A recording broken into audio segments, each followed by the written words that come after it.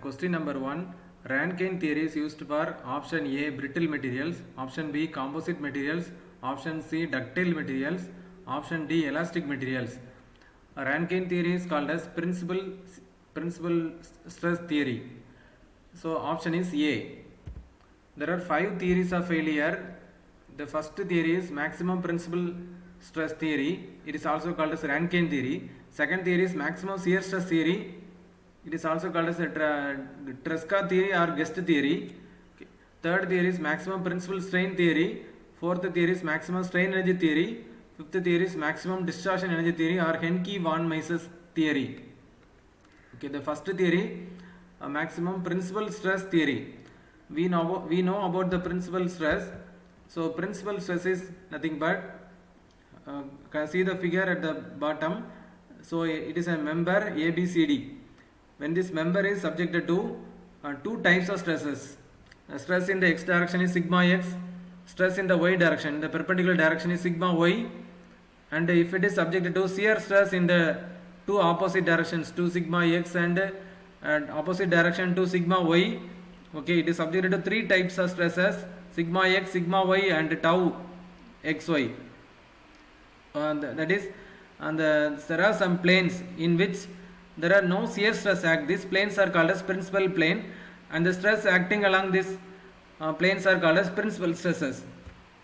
So principal stresses maybe have two types: maximum principal stress, minimum principal stress. Maximum principal stress sigma 1 equal to sigma x plus sigma y by 2 plus square root of sigma x minus sigma y by 2 the whole square plus tau xy square. And the minimum principal stress sigma 2 equal to sigma x plus sigma y by 2 minus square root of sigma x minus sigma y by 2 the whole square plus tau xy square.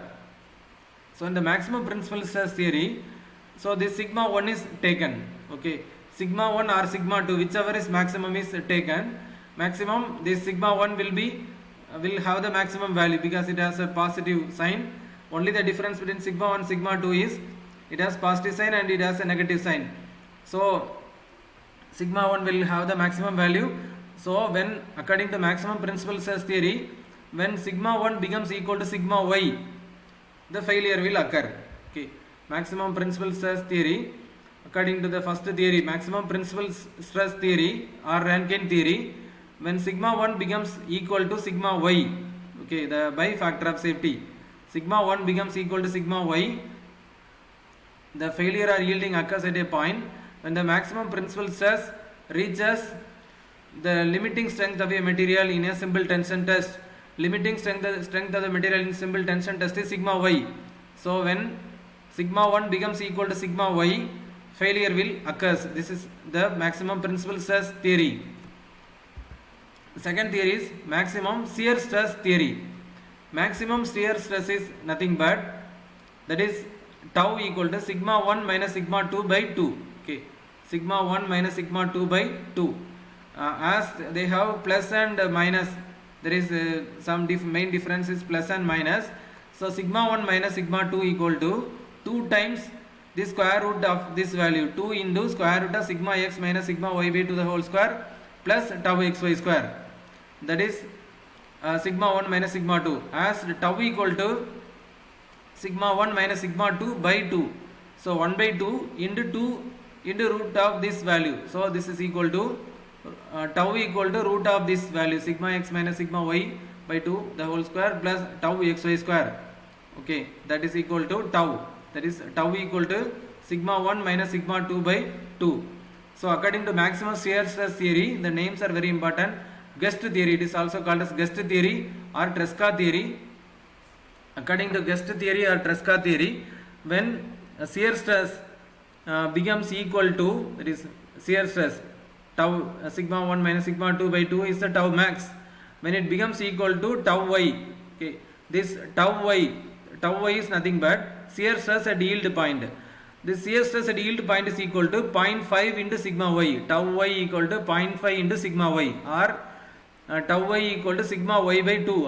It has a half of this value. If it is 60, tau will be of 30. Okay, so it is tau y equal to 0.5 into sigma y. So sigma 1 minus sigma 2 by 2 equal to sigma y by 2. Okay, tau max equal to sigma y by 2. So when the maximum shear stress becomes equal to tau y, failure will occur. This is called the maximum shear stress theory or gust theory or the Treska theory.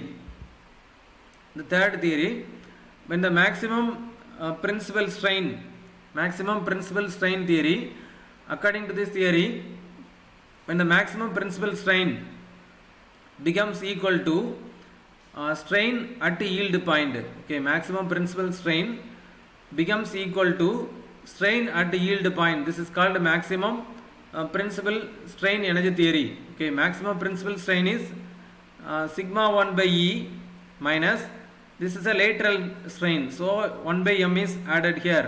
Okay, 1 by m into sigma 2 by E, sigma 1 by E minus, not sigma 2 by U, into 1 by m into sigma 2 by E.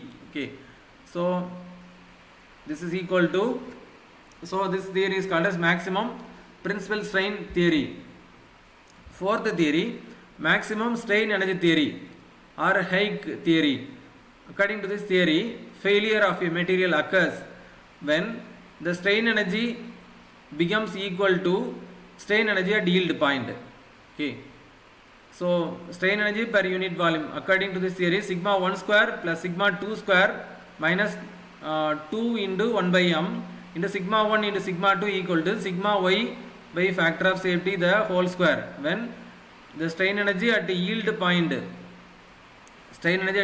is sigma square. Okay, it becomes equal to, okay, sigma square by 2e. Okay, sigma square by 2e, strain energy at yield point, this is equal to strain energy of the member, strain energy of a biaxial stress member is sigma 1 square plus sigma 2 square minus 1 by m into 2 into sigma 1 sigma 2 equal to sigma square by factor of safety. And this theory is also used for ductile materials. Okay, the Rankine theory, first theory is used for brittle materials. Gust theory or Treska theory or maximum shear stress theory is used for ductile materials.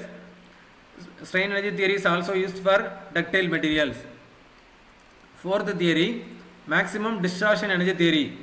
According to this theory, failure or yielding occurs at a point in a member when the distortion strain energy per unit volume reaches a limiting distortion energy. Okay, failure of a material occurs when the strain energy per unit volume becomes equal to distortion energy at yield point. This is equal to sigma 1 square plus sigma 2 square minus 2 into sigma 1 sigma 2, that 1 by m in the previous theory will not come here. Sigma 1 square plus sigma 2 square minus 2 into sigma 1 sigma 2 equal to sigma y by factor of safety the whole square. This theory is used for ductile materials. Henky von Mises theory is also used for ductile material. This is called as maximum distortion theory. This theory is called maximum distortion theory. So now the answer for first question is Rankine theory. Rankine theory is nothing but, Rankine theory is a maximum principal stress theory. First theory is maximum principal stress theory or Rankine theory. The Rankine theory is used for brittle materials. Rankine theory is used for brittle materials. So answer is A for the question number 1. And for question number 2, gust theory is used for ductile materials. Gust theory is nothing but, gust theory or Treska theory is called as the maximum shear stress theory. The maximum gust theory is used for ductile materials. The first theory only is used for brittle material. All other theories are used for ductile materials. So gust theory is used for ductile materials. Rankine theory of failure is applicable for which of the following type of materials? So Rankine theory or maximum principal stress theory is used for brittle materials. Answer is A. Next question, which of the following theories apply to brittle materials? So Rankine theory or maximum principal stress theory. So option is A. Maximum principal stress theory is used for brittle materials. So answer is A. Then the most suitable theory for a ductile material is, answer is B. Treska theory or gust theory is a most suitable theory for a ductile material. It is called as a shear stress theory, or Treska theory or gust theory is a suitable for a ductile material. Which theory of failure will you use for aluminium components under steady loading? For aluminium components, aluminium component is ductile. Aluminium is a ductile material. Okay. Cast iron is a brittle material. Cast iron, glass are brittle material, but aluminium is a ductile material. For aluminium, we will not use principal stress theory or principal strain theory or strain energy theory. We have to use maximum shear stress theory. Answer is D. Okay, it is a GATE 99 question. The next question: an aluminium member is designed based on yield stress, elastic limit stress, proof stress, ultimate stress. In the stress strain curve, first comes the elastic limit, then comes the sigma y value, yield point, then comes the ultimate limit. Okay. For a brittle material like cast iron or glass, that there is no yielding. Okay, the material will not elongate. For cast iron as well as for glass, the material will not elongate, but it will suddenly break at certain load. That is called ultimate point. So this ultimate load will not. They are brittle materials. But aluminium member, it is a ductile material. It is designed based on yield stress. Answer is A. Option is A. Aluminium member is designed based on yield stress. The failure occurs at a point in a member when the maximum shear stress in a biaxial stress system reaches a shear stress at elastic limit in simple tension test. Okay.